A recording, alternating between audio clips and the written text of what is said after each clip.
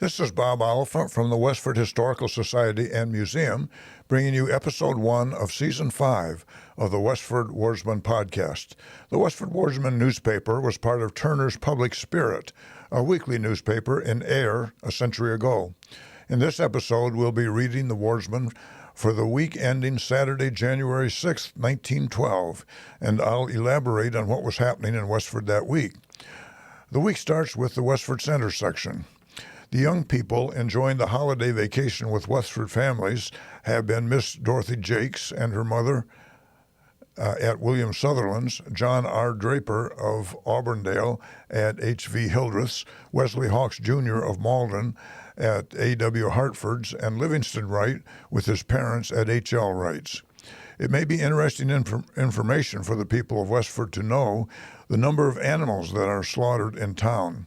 During the year ending December 31st, there was inspected by E.J. Whitney, cattle inspector, after slaughter, 834 calves, 258 hogs, 33 cattle, a total of 1,125 animals.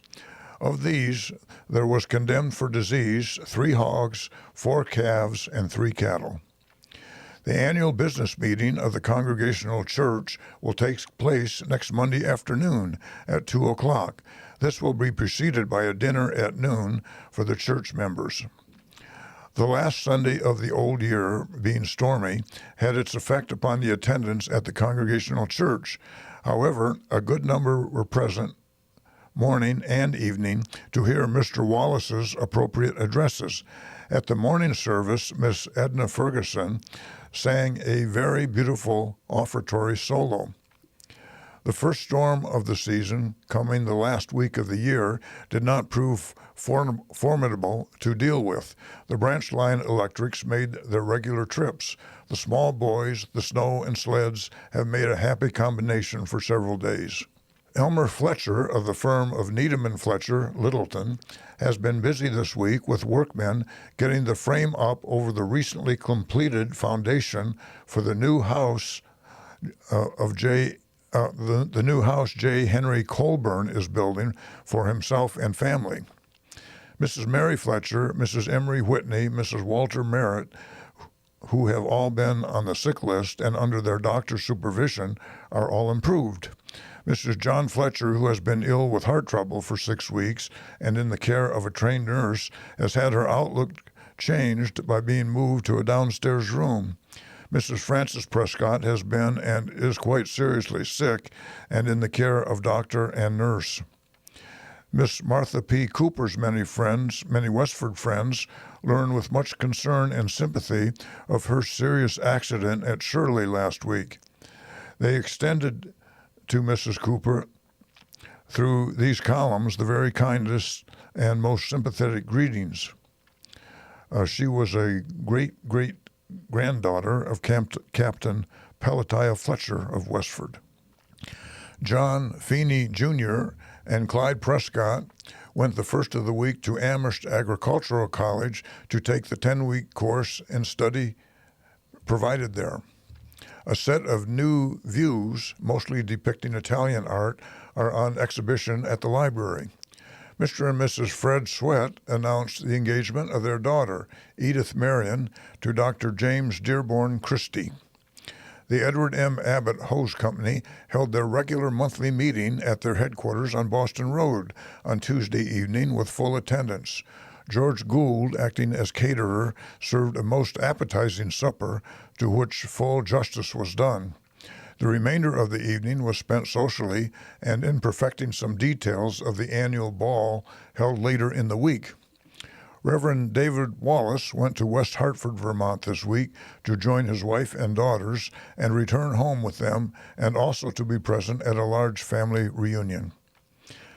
Next, we have the Tadmont Club section. The regular meeting of the Tadmont Club took place on Tuesday afternoon at Library Hall. It was the first meeting of the new year, and the attendance was good. At the business session, the secretary was instructed by the unanimous expression of the membership to convey to Mrs. Martha Cooper of Shirley, a former valued member of the club, their very sincere sympathy to her on account of her serious accident and consequent illness. The program for the afternoon was one of the number of the season's special topic for study of South America and was Chile, the land of progress, in charge of Miss Edith Forster, and proved itself to be in very capable hands. At the close of the program, a delightful New Year's surprise was prepared for those present. This was a chafing dish luncheon. Shrimp wiggly. Shrimp wiggly is a classic main dish of shrimp and peas in a white sauce served over toaster crackers. Shrimp wiggly, tea, cakes, olives, and bonbons were served, and a delightful social hour was enjoyed. Those who presided over the chafing dishes and dispensed this pleasant hospitality were Miss Forster, Miss Marion Sweat, Miss Gladys Fletcher, Miss Eva Fletcher, Miss Mabel Drew, and Mrs. Arthur Wilson. The next section is the Board of Trade meeting. The Westford Board of Trade met on Wednesday evening at the Town Hall with good attendance. The president, Edward Fisher, presided. It was decided that the Entertainment Committee, with the Board of Directors, hold some sort of entertainments before the end of February. Some discussion took place as to prospective playground or playgrounds for Graniteville, results of which it is hoped will materialize later. The committee for issuing a pamphlet reported progress and asked for an extension of time. It was voted to apply for membership in the Boards of Trade of Greater Lowell, the president of this board, to attend and be a member of advisory committee. 4 new members were admitted. Village Improvement Committee was asked to give a report on sidewalks at the next meeting. The board has at present a membership of 62, and the organization promises well for town betterment. The officers chosen were Edward Fisher, President, P. Henry Harrington, Vice President, Charles L. Hildreth, Secretary, Leonard Wheeler, Treasurer and Collector, Sherman Fletcher, Samuel Taylor, Albert Wall, Edward Hanley, and Herbert Hildreth, Directors. The next section is entitled Enjoying Their Trip. Recent communications from the Hamburg American Lines SS Cleveland's cruise around the world, of which Mrs. Elizabeth Whitney and Mr. and Mrs. Walter P. Wright are passengers, tell of their stay in the famous old cities of Hong Kong and Manila, spelled Manilla. The weather was raining in Manila, but the tourists enjoyed the land excursions. Christmas Day was appropriately celebrated on board during the passage from Manila to Hong Kong with Christmas trees, etc. We quote the following concerning their stay in the latter city. And so this paragraph is a quote, special arrangements for the reception of the world tourists were made with the government of China, and all land excursions and sightseeing tours were carried out as planned and to the great satisfaction of the passengers. A garden fete was held in their honor by the governor. Beautiful weather, temperature about 66 degrees. Next we have the About Town section. The West Chelmsford Debating Society will hold its next debate at Historic Hall next Tuesday evening, when the following question will be discussed. Resolved that life in the country is more favorable to human development than life in the city. Affirmative, Harold Fletcher, Samuel Taylor. Negative, Samuel Naylor and Charles Martin. William Proctor of Dunstable, with sawmills and lumber yards at North Chelmsford, is cutting off a large pine lot between Nabnasset Pond and Hillside Cemetery. The teaming is being done by John Marinell of North Chelmsford. This lot was formerly known as the Gardner-Fletcher lot. Mrs. Thomas Murray on the Concord Road, who has been seriously ill with double pneumonia under the skillful treatment of Dr. Blaney, is gradually improving. Albert Hildreth is busy sawing wood for the Stony Brook farmers with his new gasoline engine. Mrs. Sidney Whitney on the Lowell Road, who has been seriously ill for a long time, continues to fail, and her case appears to be hopeless. C.R.P. Decatur, who has been suffering from rheumatism and heart trouble, is still confined to the house and much of the time unable to sit up. Dr. Wells is in attendance, and although the case is a stubborn one, he has succeeded in checking its crippling advances. Seth Bannister has returned to his duties at Amherst College after his pleasant holiday vacation at his home on the Lowell Road. Clyde Prescott and John Feeney Jr.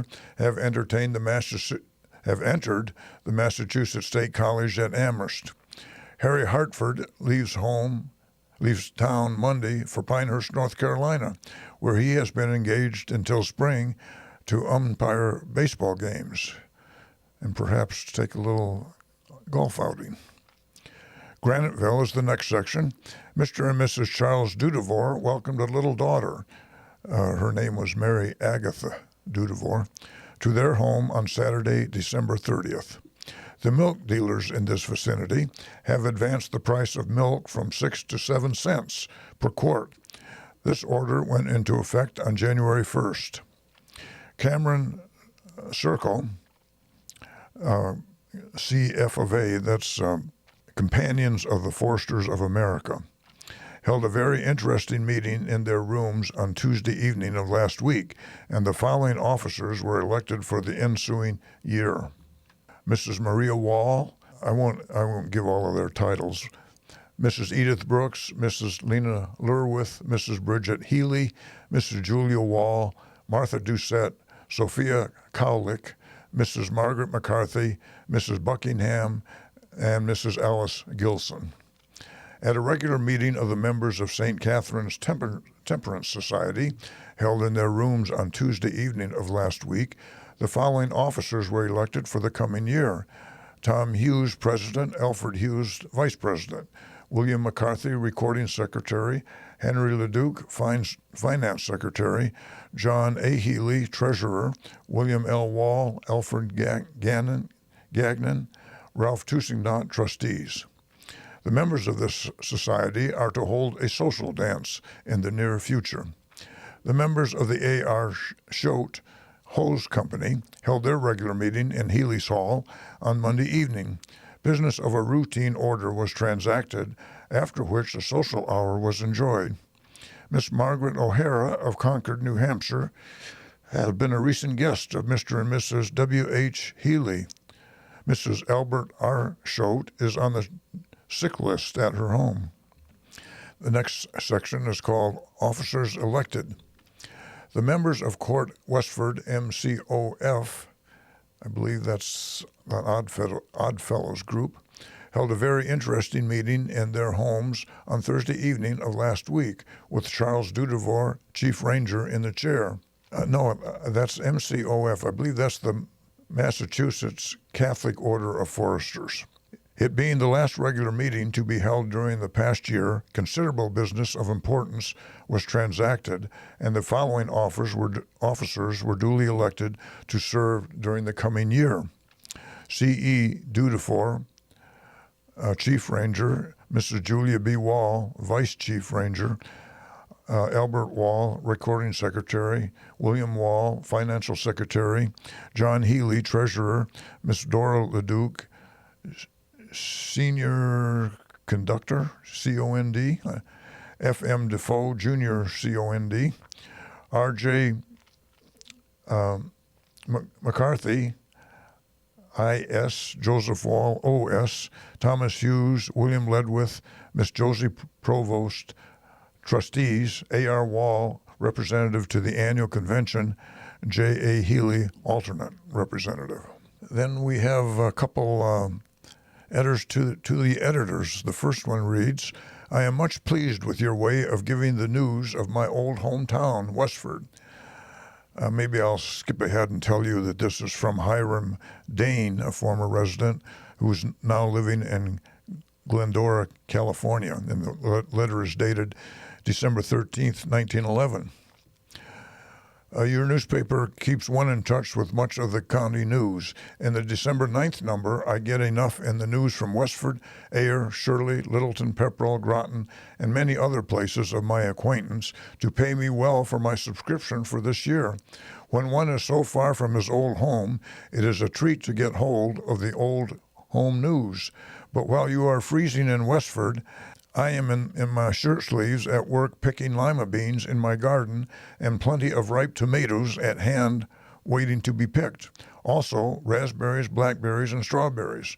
A word about those lima beans. They were planted the 1st of last May and have given me a large yield and reaped off the crop as late as October 20th.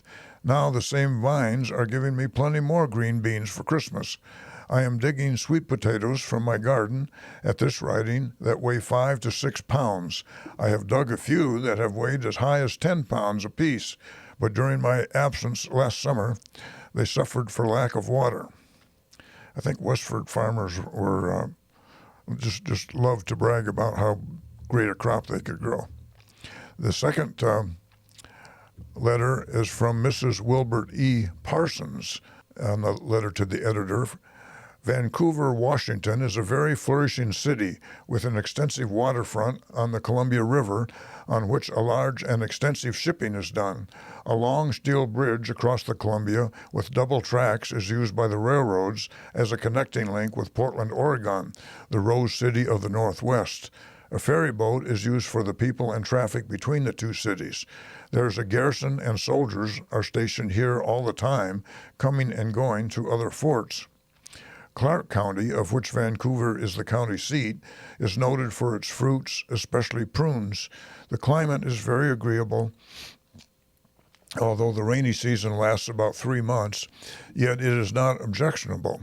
But the heavy fogs from the ocean make the weather very dull at times. Our farm, although only 10 acres, is well stocked with prune and apple trees, and the land is easily cultivated. To us New England people, the clearing of land all around us is very interesting. Many of the farmers use dynamite to blow the stumps, then pull them up. On every side, the stump fires hereabouts make a fine display on a dark evening. And again, that was from Mrs. Wilbert E. Parsons. The next section is the Forge Village section, then also the last section. Services will be held at St. Andrew's Mission on Sunday afternoon at 4:30, Sunday school at 3:30. The Ladies' Sewing Circle met at Recreation Hall on Wednesday afternoon. Robert McArdle of Manchester, New Hampshire has returned home after a most pleasant visit at the home of his son and daughter, Mr. and Mrs. John E. Burnett of Pleasant Street. Charles Flanagan has returned from a trip to Gardner, Maine. Cameron School reopens on Monday morning for the winter term. Mrs. Coburn of Union Street met with a severe accident at her home last Saturday morning when she slipped and broke her wrist while falling. Owing to her advanced age, Mrs. Coburn's injury is doubly painful. Dr. Sherman of Graniteville is in attendance. Miss Abby Splain spent the first of the week at Belmont visiting relatives.